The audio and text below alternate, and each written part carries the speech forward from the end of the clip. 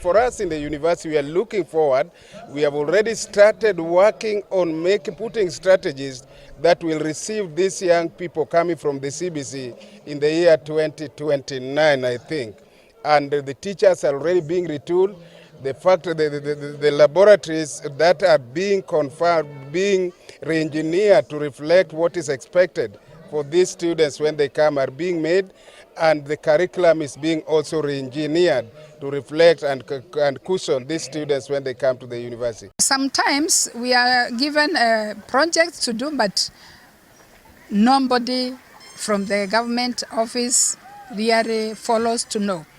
What I can say is that the government should come in and inspect the projects to make sure that they are being carried for CBC really to succeed. All what we are asking is for the parent to be on the lookout, because there are so many avenues where the learner might also get the negative information. So we make sure that we are on the lookout, making sure what teachers have built over the long year that we have been here, an academic year, we don't lose it over the 10 weeks over the holiday.